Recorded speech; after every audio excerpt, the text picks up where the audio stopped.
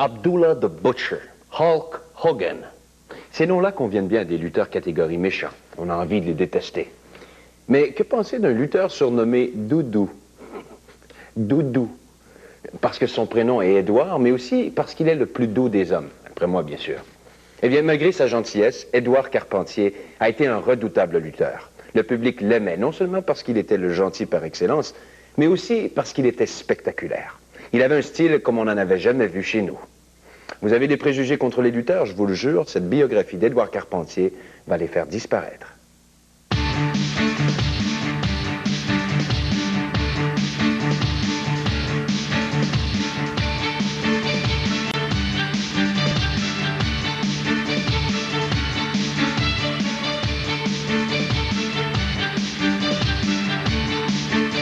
Édouard Carpentier, plusieurs fois champion mondial de lutte professionnelle dans les années 50-60.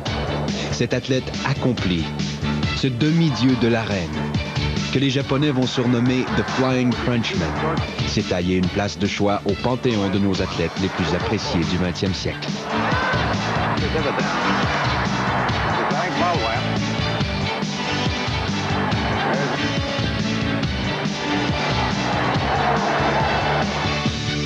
Édouard Carpentier.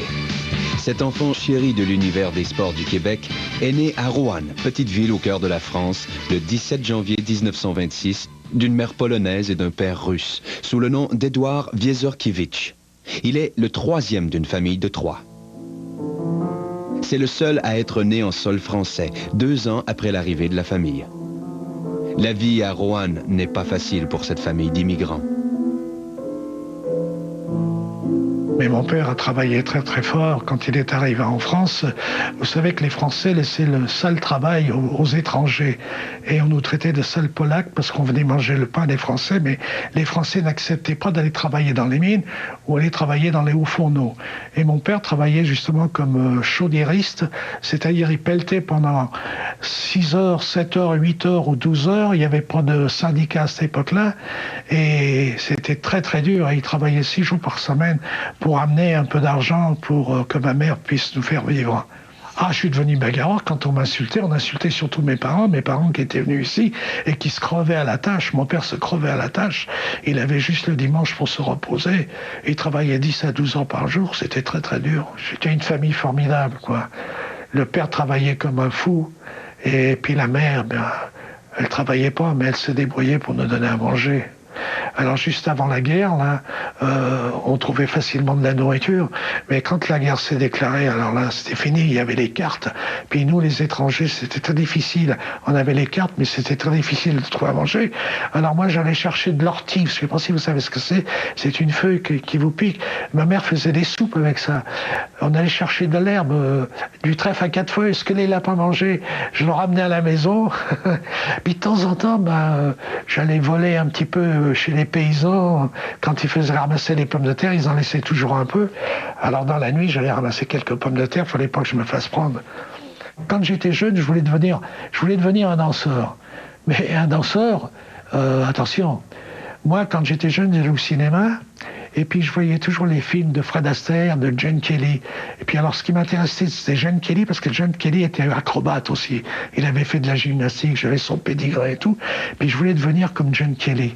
Alors ma mère, elle dit non, danseur. Pour la gymnastique, alors écoutez, premièrement, j'ai toujours admiré le cirque. Quand le cirque arrivait à Roanne, je resquillais comme on est, je pensais sous l'étoile. Puis un jour, je me suis fait prendre. Parce qu'il y avait des gars qui patrouillaient, qui travaillaient dans le cirque. Puis je tombe sur un Polonais. C'était beaucoup de Polonais qui faisaient le travail, montaient les tentes, montaient les estrades, tout ça. Alors il me parle en polonais, je lui réponds, il me dit, mais qu'est-ce que tu fais là-bas? Il dit, je voudrais devenir un acrobate, je voudrais travailler dans le cirque. Il me dit, écoute, viens demain matin. Alors j'avais pas été à l'école, je suis venu le lendemain matin, puis j'ai regardé les acrobates. Oh là là, j'ai regardé surtout les clowns. Les clowns qui travaillaient, c'est tous des anciens acrobates. Arrivés à un certain âge, ils deviennent clowns. Alors, il m'avait présenté, alors il me disait, écoute, nous, on peut pas t'entraîner, mais on voit que tu as ça dans le sang. Alors il me dit, inscris-toi à une école de gymnastique. Il y avait une école de gymnastique à Roanne. Je me suis inscrit là, puis c'est là que j'ai commencé à faire de l'acrobatie, de la gymnastique, à être discipliné. Puis Très jeune, il va donc s'entraîner à la section gymnique de Roanne. Puis la guerre va éclater. Il a 13 ans. Il réussit à trouver du travail et continue à s'entraîner. C'est une époque où il n'y a pas grand-chose à manger, c'est sûr. Oui. On a tous eu très faim du reste. Oui. J'ai eu la chance de rentrer comme plongeur dans un hôtel. Et cet hôtel, justement, c'était les Allemands qui étaient là-dedans. Mais il y avait les Français aussi qui collaboraient. Ça s'appelait l'Hôtel de France à Roanne. C'était un ami qui était cuisinier et qui m'avait dit, bien écoute, pourquoi tu viendrais pas travailler, on a besoin d'un plongeur. Il a appris les rudiments de la cuisine à cet endroit-là et c'est une passion pour lui. Il adore faire la cuisine. Quand j'avais fini de travailler le soir vers 9h, 10h, quand je travaillais dans les cuisines, j'allais tout de suite au gym. Le professeur qui était là, il savait que je travaillais. Alors, il fermait le gymnase à 11h et je m'entraînais continuellement, quoi. Et puis malheureusement, un beau jour, les Allemands sont venus me chercher. Alors, ils sont venus me chercher chez moi. 2 hommes qui se sont présentés m'ont dit, voilà, demain matin, tu pars pour le travail obligatoire avec d'autres. Ça, il m'amorçait. Alors, il faut que tu sois à la gare à 8h du matin, amène quelques effets pour toi. Pendant la guerre, Édouard fait partie de la résistance. Il pose des gestes qui déplaisent aux Allemands et pour lesquels plus tard, il recevra de la France la médaille du combattant. Comme je vous ai dit, il n'est pas bavard, et encore moins quand il fait des choses, des exploits ou des actes de bravoure. Alors ça, il n'en parle pas jamais. Mais je savais qu'il en avait fait partie, oui, c'est sûr. À chaque fois que mon oncle parlait de la résistance, quand il était en résistance pendant la guerre en France, c'était toujours d'une façon passionnée. C'est là où son côté rebelle et aider les gens aussi. Il a sauvé des gens aussi qui allaient mourir. C'était des juifs qui étaient prisonniers. Le colonel de la place est rentré, il avait un dossier, c'est mon dossier dans les bras. Il m'a regardé puis il m'a parlé en polonais. Puis j'ai répondu en polonais. Parce que vous savez qu'il y avait des Polonais qui étaient de descendance allemande, mais qui étaient des nazis. Et lui, c'était un nazi. Alors, il me dit, tu peux t'asseoir. Alors, je m'assois, et il regarde, oh, gymnaste, oui, champion de France cadet, oui. Peux-tu me montrer ce que tu sais faire? Alors, j'étais installé sur une chaise, la main ici, le bras ici. C'est comme ça que je suis devenu à faire l'équilibre d'un bras. Là, j'ai passé mes jambes entre mes bras, j'ai fait un équilibre, puis je me suis laissé tomber en avant. Puis là, je suis parti avec un saut de tête, c'est-à-dire un flip-flap avant.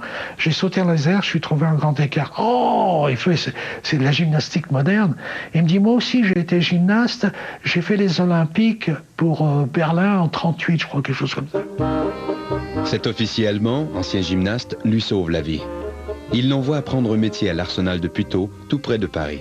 Un des châteaux forts de la gymnastique française, la ville de Puteaux. Donc le club de gymnastique de Puteaux est un club qui a sorti toujours des champions. À Puteaux, il rencontre Marius Régnier, le capitaine de l'équipe de France de gymnastique. En plus de ses cours spéciaux pour les Allemands, il s'entraîne 3 jours semaine en attendant la fin de la guerre. Marius Régnier aussi va lui sauver la vie. Le jour du débarquement, on était à la cantine, à midi, puis d'un seul coup, on a entendu les coups de canon, le débarquement vient de se faire, on entendait ça à Paris, on voyait les avions passer, alors j'étais monté sur le toit. Oh là là, on était tous heureux, c'était la grande fête. Puis je travaillais de nuit, là. Alors le soir, je viens travailler, et le lendemain matin, la grande surprise, le contremaître vient vers moi, il me fait, devant, il y a les Allemands, les SS, et derrière, il y a les gendarmes. Alors il me dit, vous êtes sur la liste, vous êtes 3 sur la liste. Oh, j'ai dit, moi, ils m'auront pas, je m'en vais. Alors il y en a un qui m'a suivi, le 3e n'a pas voulu nous suivre. Lui, dans la journée, ils l'ont fusillé au bois de Boulogne. Et il a failli y rester aussi, je crois. Mais il s'en sort toujours. Et là, les gendarmes se sont pointés avec mitraillettes et tout. Alors j'aurais dit, messieurs, je préfère me faire fusiller par des Français que par des Allemands. Ils ont tourné le dos. Et comme le gymnase était à 2 rues de là, j'ai été au gymnase, il était 8h du matin, 7h du matin à peu près. Et Monsieur Régnier, il s'est réveillé, il est venu me voir, il nous a mis dans le gymnase, sa femme nous a apporté à manger, il a dit, il faut rester là, ne bougez surtout pas. Parce qu'on était recherchés. Alors, à midi, il est venu, avec une voiture. Il m'a dit, bon, il dit, je vais t'emmener à Suresnes, dans une villa, ça s'appelle la Belle Gabrielle. Puis là, tu vas t'occuper de faire de la cuisine. Son côté rebelle qu'il a développé pendant la Résistance, c'est-à-dire des choses un petit peu, des fois hors la loi, mais c'est comme le Robin des Bois, c'est un petit côté Robin des Bois qu'il a chez lui, et d'aider les gens qui sont dans le danger, ça lui apporte beaucoup. Et là, j'ai rencontré ma femme, dont le père était juif et la mère était auvergnate. De ce premier mariage de courte durée va naître son seul fils, Michel, qui habite toujours la France. Il revient s'entraîner à Puteaux. Alors là, je suis devenu international, j'ai représenté la France un peu partout. Et puis, j'étais le porte-drapeau, comme j'étais l'homme le plus fort. Et malheureusement, j'avais été sélectionné pour les Olympiques et je pouvais pas me rendre aux Olympiques pour une bonne raison. C'est que chaque fois, il y avait des stages pré-olympiques. Alors, je m'arrangeais, comme je travaillais, je m'arrangeais pour me faire avoir un accident. C'était très facile à cette époque-là. Alors, on me donnait 15 jours. Et il n'était pas subventionné à cette époque-là. Donc, il fallait qu'il travaille et qu'il s'entraîne. C'était très exigeant. Donc il s'entraînait dans la journée et la nuit, il était éboueur. Alors le patron me disait, non, il me dit, tu choisis où c'est la gymnastique ou c'est le travail. Alors je dis, ah bon, moi c'est la gymnastique. Allez, dehors. Je perdais toutes mes places. Alors finalement, je ne pouvais pas participer aux Olympiques. Il avait le calibre pour faire les Jeux Olympiques, particulièrement en gymnastique. Plus qu'en lutte, au départ. C'est un paradoxe, mais c'est vrai. En 1948, il va rencontrer Jacqueline Dorier, un mannequin, qui va devenir son grand amour, la femme de sa vie. Je vous raconte tout. Ils se sont rencontrés dans un bal musette. Bal musette, c'est des petits bals qui fleurissaient le long de la Seine, avec l'accordéon, les valses, les tangos, etc. Et ils se sont rencontrés comme ça et ils se sont jamais quittés. Pendant plus de 40, 50 ans, etc. On peut dire que c'est un coup de foudre, ils se sont jamais quittés, c'était une passion, ils ont vécu misérablement, on peut dire, parce que les premières années étaient dans une pauvreté extrême. Il fallait que je trouve du travail, alors j'ai fait un peu tous les travaux. Je travaillais comme fordéal. Après, j'ai travaillé à la poissonnerie. À la poissonnerie, je déchargeais les trains. Alors le travail commençait à minuit jusqu'à 4 h du matin. La marée arrivait, alors fallait que tout soit en branle. Alors c'était un travail qui, je vous assure, quand je prenais le train le matin, les gens s'éloignaient de moi parce que je sentais le poisson. Puis j'emportais toujours un peu de poisson avec moi. Le poisson qui tombait sur le plancher, on pouvait le ramasser. Alors je le ramassais. Très discipliné en ce qui concerne la gymnastique. Le reste, l'argent, le travail de 8 à 6, ça c'était au-dessus de sa tête, ça n'intéressait pas trop. Et entre-temps, juste avant que ça arrive, j'avais rencontré un des hommes les plus forts qui était reconnu au monde, Charles Rigoulot, qui avait fait du catch. Et alors, il me dit, écoute, t'es un gymnaste. Il me dit, je te vois en train de faire du catch. Alors, le catch, fallait pas m'en parler. Hein. Et écoute, je lui dis, moi, je suis un artiste. Alors, il dit, oui, mais tu vas crever de faim. Et la nourriture, ils mangeaient pas tous les jours à leur faim, ça c'est certain. Ça a duré tout le temps qu'il a fait que de la gymnastique, en fait. J'ai été le voir. Il me dit, bon, alors t'es décidé à faire du catch? Ben écoute, je trouve pas de travail, il n'y a pas de travail. Il me dit, bon, je vais te faire connaître Lino Ventura. Lino Ventura qui est devenu artiste après. Il a eu donc cette formation gymnique et il est parti dans le catch en rencontrant Lino Ventura. Ce qui lui manquait, c'était de changer un peu sa musculature. Parce qu'il faut, pour lutter, avoir des muscles plus épais, etc. Donc il a fait surtout des poids et haltères. Alors mon initiation, on m'assoyait sur une chaise avec une batte de baseball, les mains derrière le dos, sûrement. On me frappait sur la poitrine.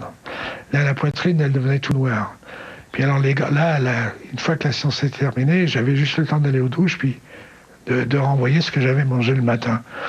Et alors là, j'entendais les gars, alors lui, demain, il se pointera pas, c'est fini. Le lendemain matin, le premier qui arrivait, c'était moi. Alors, il y avait un ring, c'était un ring de boxe, puis j'installais les matelas. Alors, avant que les gars arrivent, j'installais les matelas. Là, il rentrait, il dit, c'est pas possible, il est encore là, lui. Attends. On recommençait. Bing, bing, bing, bing. On retournait dans les douches, je remplissais. Il disait, lui, c'est fini, là, demain, voilà. 3 jours de suite à la fin, ils ont abandonné. Ils ont dit, bon, ben, je crois que on t'a initié, je crois que t'es assez tough, on va continuer, on va t'apprendre à lutter. J'avais pas de travail, j'avais rien. Édouard est sorti de Puteaux pour faire de la cascade et pour faire du catch. Et j'avais une femme qui était formidable, qui me supportait justement, qui m'encourageait, laisse pas tomber, t'es doué, laisse pas tomber. Tu sais bien qu'avec la gymnastique, arrivé à un certain âge, il n'y a plus rien. C'était la seule qui rapportait un petit peu d'argent. Elle avait la chance d'avoir un très beau physique. Elle a du reste été élue Miss Cinémon, qui était un magazine très connu à l'époque. Et elle était modèle pour des maillots de bain, pour de la publicité, tout ça. Alors ça améliore un petit peu l'ordinaire, c'est certain. Quand je travaillais pas, c'est elle qui s'occupait parce qu'on vivait ensemble. On vivait dans une chambre d'hôtel. On était heureux comme des rois dans la chambre d'hôtel. On avait les lumières. On était juste en face. C'était à Puteaux. On avait les lumières de la Tour Eiffel qui venaient nous éclairer parce qu'on était en hauteur. Alors on était heureux comme des rois. Et quand je suis devenu lutteur, alors j'ai rattrapé tout ce qu'elle m'avait fait pour moi. Je l'ai cajolé, enfin, tout ce qu'elle méritait, quoi. C'est donc celui qui devient son manager, dont je vous parlais tout à l'heure, Henri Cogan, qui l'a littéralement jeté dans l'arène, si je peux dire. Et grâce à lui, il l'a entraîné parce que ce fameux Henri Cogan réglait les cascades des films.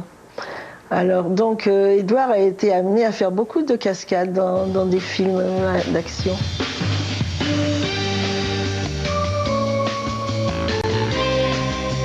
En effet, grâce à l'acteur de cinéma Lino Ventura et Henri Cogan, il fera les cascades de l'acteur français Eddie Constantine. Une expérience qu'il n'apprécie pas particulièrement. Eddie Viex, son nom de catcheur en France, fait ses débuts au Palais des Sports à Paris en 1953. Il a 27 ans. Rapidement, il s'imposera. Il deviendra champion de catch d'Europe. Après la guerre, il a donc... et c'est là qu'il s'est fait un nom sur la France. Et c'est là qu'il était connu avec les grands de ce moment-là, qui après étaient les Bollets de la Porte, le Boucher de Budapest, le Bourreau de Béthune, l'Ange Blanc, et j'en passe. Mais j'ai connu Édouard Carpentier sans l'avoir rencontré, et à une époque où il ne s'appelait pas Édouard Carpentier. Moi, à ce moment-là, je jouais au hockey. Je vois cet homme-là qui vraiment a, je vous dirais, révolutionné, même à cette époque-là, en France, la lutte, comme on l'appelle, mais le catch. C'était plus un gymnaste, c'était plus un gars qui faisait des choses qu'on n'avait jamais vues avant. En fait, c'était presque un acrobate qui faisait du catch. On était fiers d'être là, parce qu'on était auprès des plus grands noms du catch, dont Eddie Viex. Ce qu'ils exhalaient auprès de nous, il exhalait auprès du public aussi. C'est-à-dire que quand il montait sur l'arène, les gens, bien sûr, prenaient favori pour l'un ou pour l'autre, mais Édouard faisait partie je dirais, des hommes qui ont toujours démontré le bon. Vous voyez, il y a toujours le bon et le méchant sur l'arène, mais souvent, Édouard était l'homme qui a représenté la justice, le bon, plus que le méchant, vous voyez.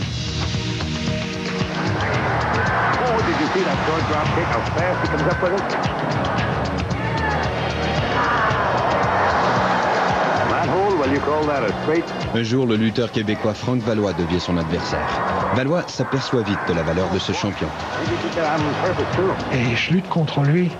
Et alors là, alors moi, le petit, lui qui est grand, et là, ça a été, quand je suis arrivé à le soulever dans mes bras, là, ça a été un silence. Puis quand je l'ai planté sur le sol, là, ça a été des applaudissements, tout.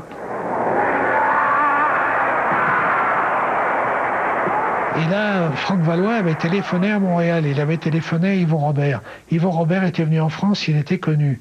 Alors il avait dit, Yvon, il faut que tu viennes voir le Français. C'est un gars qu'on peut ramener au Canada et qui va nous faire énormément de bien. En 1956, Eddie Viex, le champion d'Europe de catch, qui ne mesure que 5 pieds 10 pouces, arrive en Amérique, dans ce Montréal qui grouille de vitalité. Il a 30 ans. Pour ne pas prêter à confusion avec les autres lutteurs polonais, il change de nom pour Carpentier, du nom de Georges Carpentier, un ami, champion boxeur de l'époque. Il dit, tu commences mercredi prochain au Forum à la télévision. Je lui dis, d'accord. Je lui dis, mais est-ce que les gars luttent tous les soirs? Il me dit, oui, ils luttent dans les banlieues, un peu partout dans les banlieues autour de Montréal. Ben, je lui dis, je voudrais bien aller voir comment les gars luttent. Alors il vient me chercher, il m'emmène. Oh là là, je vois ces gars, c'était tous des monuments. Hein. Kowalski, Kineski, des gars qui mesuraient 6 pieds. Oh là là, je regarde lutter. Puis il était resté sur l'ancienne lutte. Ça avait des prises maintenues au sol. Je me suis dit, non, non. Je lui ai dit, il faut que je fasse autre chose. Alors comme j'avais pratiqué les arts martiaux, j'ai fait ce mélange d'acrobatie et de lutte avec des prises, avec de la voltige. C'est ça que je disais toujours. Ils amènent la terre, quand même, qui mesure 6 pieds, 7 pieds. Tu l'envoies dans la terre, puis le collet, la tête, là, puis c'est toi qui... Là, tu dis, gars, je t'ai emmené à ma grandeur. Alors le mercredi, j'arrive au Forum et je lutte contre Angelo Savolti qui venait de New York. Je l'avais jamais vu, il m'avait jamais vu, je savais pas comment il luttait. On m'avait dit, tu luttes contre Angelo Savolti, c'est un gars qui est très très dur, tu vas voir.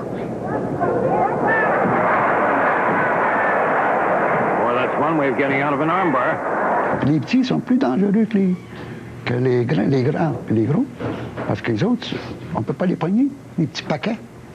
Il faut les rouler à terre.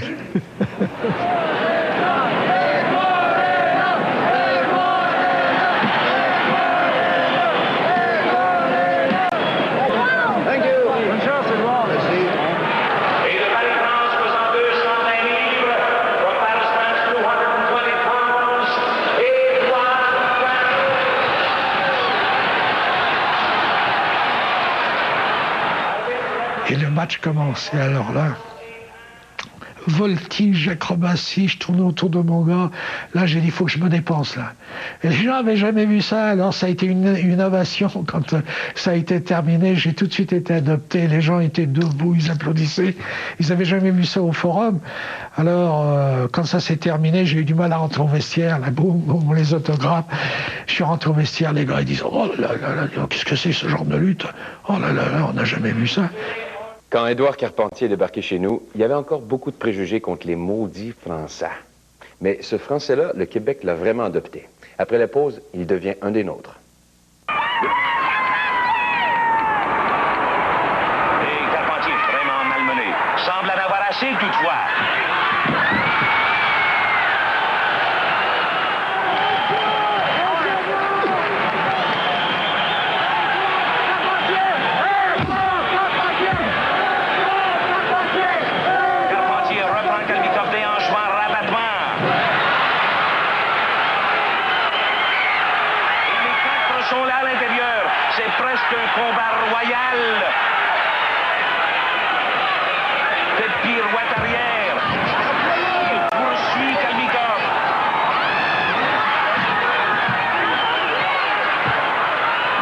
Et un jour, quelques années plus tard, on parle d'une sensation qui vient d'arriver à Montréal, dans le domaine de la lutte. À ce moment-là, Yvon Robert commençait à être à son déclin. Et un bon jour, je vois au Forum, l'ancien Forum à Montréal, annoncer Édouard Carpentier, etc. Et là, j'arrive là, puis je vois cet homme-là, et je vois une foule en délire, qui crie, qui est enthousiaste de voir cet athlète, parce que c'était un athlète. Et moi, je me disais, mais c'est le même gars que j'ai vu en France qui faisait ça. Mais il s'appelait pas Carpentier. C'était un bel homme, hein? C'est un gars qui était élégant, c'est un gars qui était... tu sais, il y avait tout pour lui, il était... alors, il y avait, disons, il y avait ce que l'on dit nécessaire pour être une star. C'était, Édouard Carpentier, un star.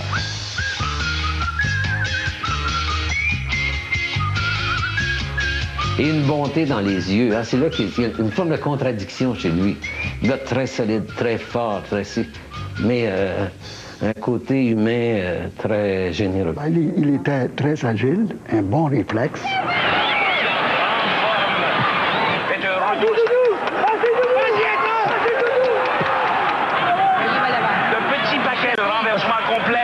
C'est la victoire! C'est un des meilleurs acrobates dans le domaine de la lutte, avec le fini de lutteur, mais en combinant, comme on appelle, l'athlétisme, qui, lui, se sert pour se défendre. C'était spectaculaire. Ce que ce gars-là a fait pour la lutte, personne ne l'avait fait avant lui. Et peut-être qu'aujourd'hui, ils ne le font plus non plus, parce que ça prenait ce genre d'habilité, d'avoir cette force énorme et d'avoir aussi cette vitesse, cette rapidité, cette... Alors, c'était comme on dit chez nous, c'était spécial. Il manquait des ailes pour qu'il puisse voler.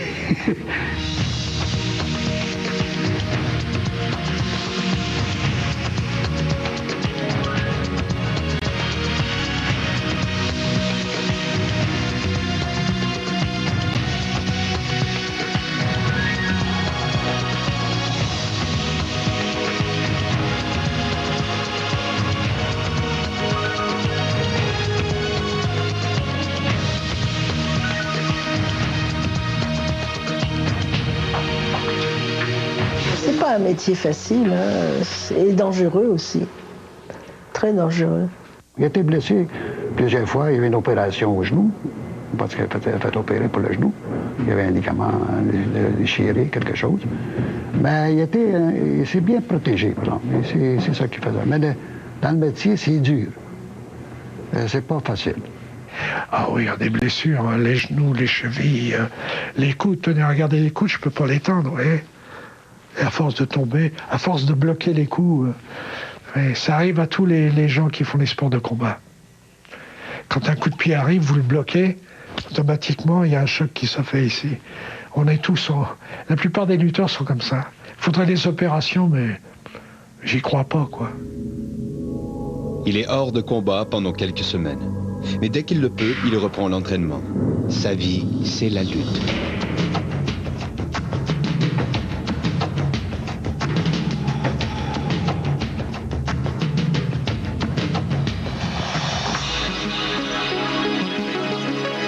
Dès son arrivée en 1956, Édouard Carpentier tombe amoureux du Québec. Ça a été une sorte de tourbillon. La télévision, le ring, les matchs, les voitures, la voiture de sport, c'est une sorte de rêve finalement.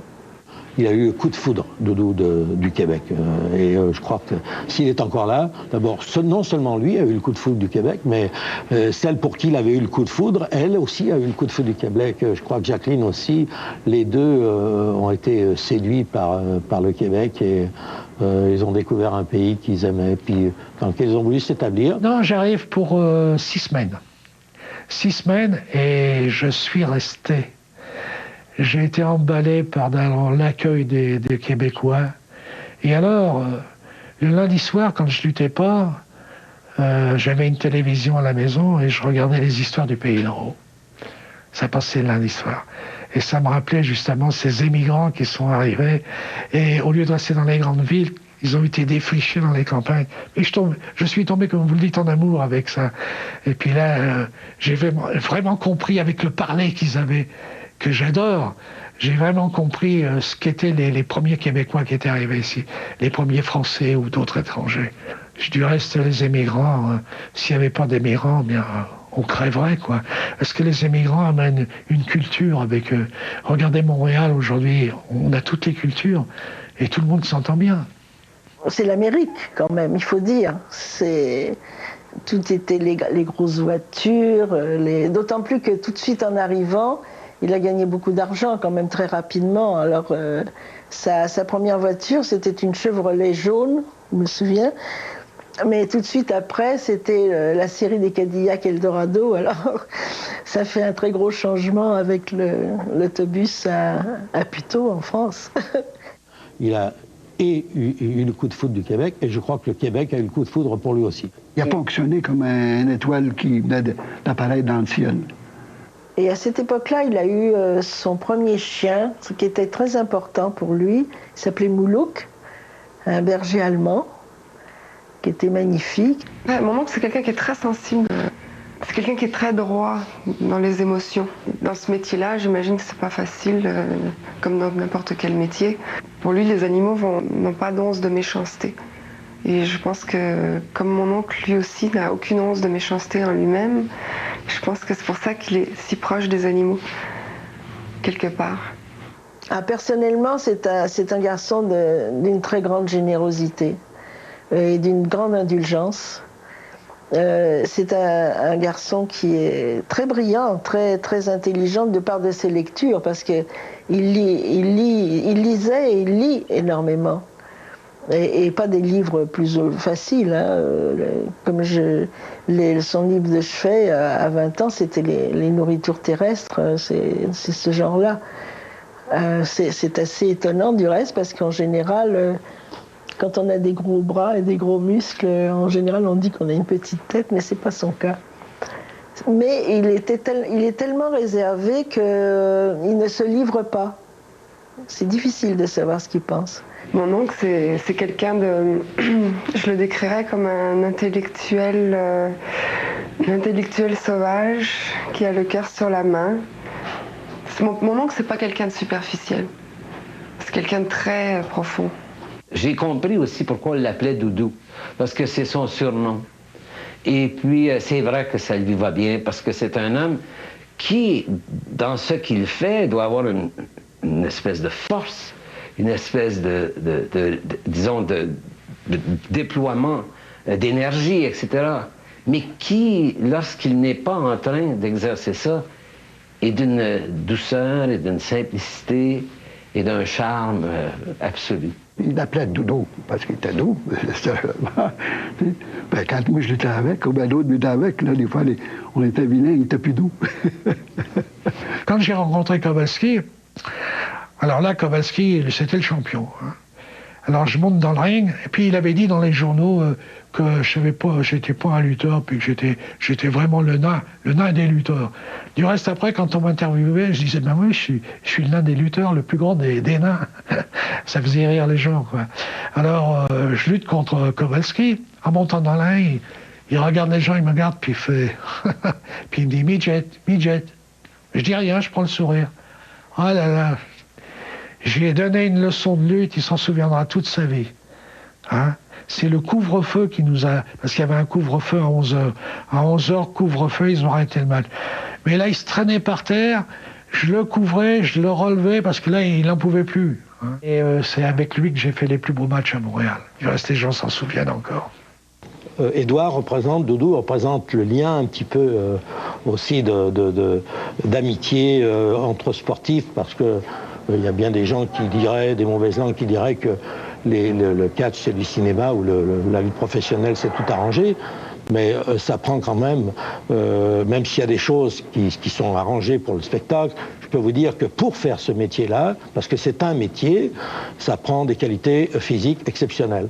Et de ce côté-là, Édouard fait partie des exceptions du métier, parce que ce qu'il a fait en acrobatie, à l'époque, c'était le premier à le faire. Vous voyez les figures qu'il faisait, c'est pour ça d'ailleurs qu'il est devenu si populaire en Amérique du Nord et particulièrement ici au Québec, à cause de ses figures acrobatiques. Il y a eu Kowalski, il y a eu Buddy Rogers qui m'avait ouvert la tête la première fois que j'ai lutté contre lui. On m'avait mis des points de suture, on avait arrêté le combat parce qu'il y avait du sang. Et puis après, j'avais pris la ceinture de champion du monde. Je l'ai rencontré plusieurs fois, je l'ai battu plusieurs fois. Et il avait beaucoup de respect pour moi, c'était un très très grand lutteur. J'ai beaucoup appris avec lui. Lui, il arrivait dans le ring, il était blond. C'était le premier showman qu'on avait, mais alors, comme lutteur. Dès le départ, Carpentier prend du poids pour se faire une place de choix parmi les poids lourds. Il gagne d'ailleurs plusieurs fois la ceinture de champion, ce qui l'amène à faire des combats autour du monde.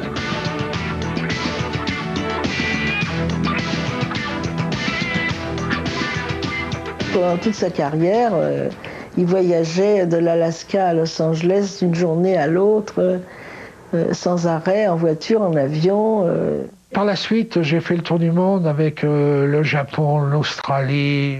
Au Japon, j'ai rencontré des Japonais qui ont voulu m'essayer avec en judoka, puis ils sont aperçus que j'étais là du reste, ils ont beaucoup de respect pour moi au Japon. Les Japonais eux-mêmes ont écrit un livre, celui-là l'appelait le Flying Man. J'ai aimé voyager par mon travail et puis je découvrais des nouvelles civilisations. J'ai toujours été intéressé par la civilisation. Les nouvelles religions aussi, parce que dans chaque pays où vous allez, vous avez des religions différentes.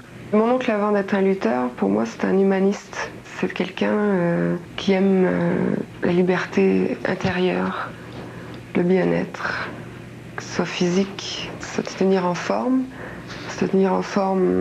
dans le corps, mais dans la tête et dans le cœur. Et c'est quelqu'un qui a besoin de beaucoup d'amour. Grave accident de voiture qui aurait pu lui coûter la vie. Je suis né avec un facteur chance. Vous savez, on est tous avec un... Puis alors je suis optimiste, vous savez. Fataliste et optimiste. Fataliste parce que les Russes, les Polonais, ils sont fatalistes, vous savez. Mais ils sont optimistes aussi.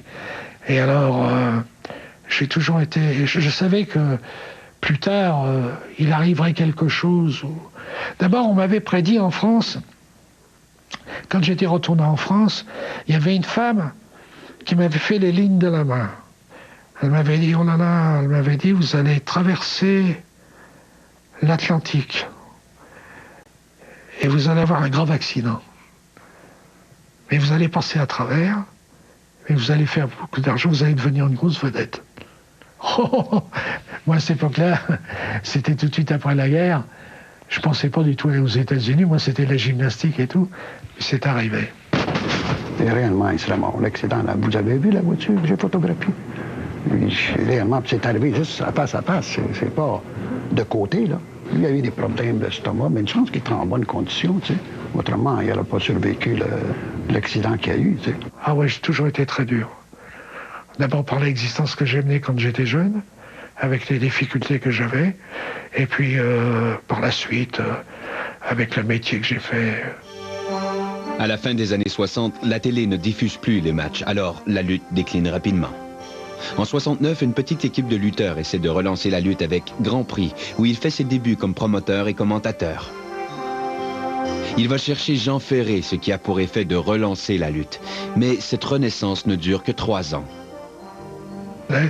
Et là, Johnny Rougeau m'a appelé, puis il m'a dit, écoute, reviens pour nous. Alors je suis revenu avec Johnny Rougeau, puis il m'a dit, tiens, moi je vais m'occuper de hockey. Il me dit, est-ce que tu veux faire les commentaires avec moi? Je vais venir. Alors je faisais les commentaires avec lui, c'est comme ça que j'ai commencé. Mais avec Grand Prix, je faisais aussi les commentaires. Je luttais, puis je faisais les commentaires. Puis ça plaisait au public. Édouard, à un moment donné, quand il a arrêté sa carrière d'athlète, de lutteur, car il a lutté très longtemps, et donc vous voyez que c'est un sport qui entretient bien, et il était la preuve même est flagrante que si vous faites bien votre métier et que vous êtes en bonne condition, vous pouvez faire ça plus longtemps que certains ne le pensent. Vous savez, le succès, c'est pas éternel, hein. Ça dure un certain moment, et il faut avoir l'intelligence de s'enlever de là pour rester sur une bonne impression. Et c'est ce que j'ai fait. Plusieurs fois, je me suis arrêté de lutter, mais j'allais lutter ailleurs. Quand je revenais, les gens, ils se ressouvenaient de moi, ils revenaient me voir. Et puis quand j'ai décidé que c'était fini, c'était fini. Et donc Édouard, après, a voulu continuer à faire une école d'enseignement. Donc il y avait le centre Paul Sauvé, mais quand le centre Paul Sauvé a été démoli, il s'est retrouvé un petit peu à l'extérieur, à la rue. Et ça m'a fait grand plaisir de collaborer avec lui pour qu'il puisse être accueilli au complexe sportif Claude Robillard pendant de nombreuses années. Dans les sports de combat, c'est le respect qu'on a, le respect de son adversaire, le respect de la personne d'autrui. Malheureusement, aujourd'hui, on n'apprend pas aux jeunes ce respect-là. C'est pour ça que les jeunes sont révoltés. Il n'y a pas de discipline, il n'y a rien. C'est un lutteur qui possède une forme physique étonnante. En 88, il a plus de 60 ans et il luttait encore. Il s'est toujours entraîné au moins 2 heures par jour, et ce, encore aujourd'hui. 2 heures tous les matins. 2-3 heures des fois. Alors je fais beaucoup de souplesse, beaucoup d'élongation. Je fais de la culture physique avec des poids. Regardez, j'ai été un des premiers à Montréal à développer 500 livres sur le bench press. Et bien maintenant, je fais à peine 120 livres. C'est avec l'âge, la force. Et puis on n'a plus cette volonté de vouloir faire plus fort. J'ai jamais été en compétition avec moi-même. En 1994, Jacqueline, l'amour de sa vie, s'éteint. Ah ben ça a été un grand amour jusqu'à la mort. Même je m'en suis pas remis, puis je m'en remets pas encore. Il est resté là et tous les jours, il allait au cimetière et il allait lui parler. Et ça a duré certainement plus d'1 an, 2 ans peut-être. Sa femme, pour mon oncle, c'était c'était son amour de sa vie. Et il était dévoué complètement, entièrement à sa femme. Malgré les revers de la vie, Édouard Carpentier se considère un homme chanceux. Très heureux, très heureux. J'ai été chanceux dans ma vie. J'ai eu des malheurs quand j'étais jeune, mais tout ça, ça s'est passé. Je suis optimiste.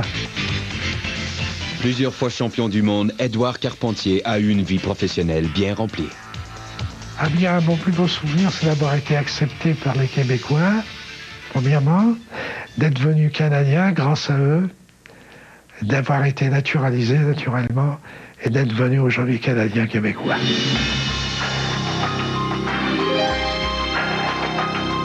Édouard Carpentier a lutté pendant plus de 30 ans. Édouard Carpentier, c'est un homme qui est tout en finesse. Vous savez, comme je vous parlais de Jean Ferré, j'évoquais Jean Ferré en parlant d'Édouard Carpentier tout à l'heure. C'est peut-être aussi la raison pour laquelle son pseudonyme, c'est Doudou. Dans le fond, il y aurait Nounours, on aurait pu l'appeler Nounours, mais bon, Édouard Carpentier, le diminutif d'Édouard, Doudou, ça lui va tellement bien parce que ça dépeint tellement le personnage, tellement la finesse du personnage. Il ne va pas être plus doux que doux. Alors pour ça qu'ils ont dit Doudou. C'est un gentleman. Mais il a été toute sa vie un gentleman. Et quand vous l'écoutez parler, vous écoutez un gentleman parler. Pour moi, Édouard Carpentier est exceptionnel dans tout. Exceptionnel dans le sport qu'il professe. Exceptionnel dans sa vie. C'est un homme de qualité. C'est un être humain d'une rigueur magnifique qu'on ne trouve plus de nos jours autant. Et aussi un gars qui a toujours eu une dimension humaine très grande. C'est un bonhomme qui a, dans son intériorité, un respect des autres. Souvent, fois, les gens pensent qu'il peut être gêné ou qu'il peut être introverti. Mais c'est ce respect qu'il a pour les êtres humains. Il a marqué la lutte professionnelle en Amérique du Nord avec son style. C'était le précurseur de ce style-là, d'un style extrêmement acrobatique. Donc c'est à peu près ce que je vois comme trace qu'on pourrait dire de garder historiquement d'Édouard Carpentier. Et tous les lutteurs qu'on voit dans le moment en télévision, moderne, dans le moderne, ils ont copié presque tous ces moments des prises qu'il fait. Le sauter, ces affaires-là, le sauter, c'est-à-dire qu'il bute, là, il saute par-dessus, ces affaires-là. Ils font tout ça, c'est tout copié. C'est Édouard qui était l'original. Pour moi, c'est un grand artiste dans son domaine. C'est le seul que moi, à part d'Yvon Robert, là, que c'est le seul, à part d'Yvon Robert, que je dirais qui est le plus populaire dans la province de Québec. Cette popularité a duré parce que Édouard a toujours été quelqu'un d'extrêmement spectaculaire sur l'arène.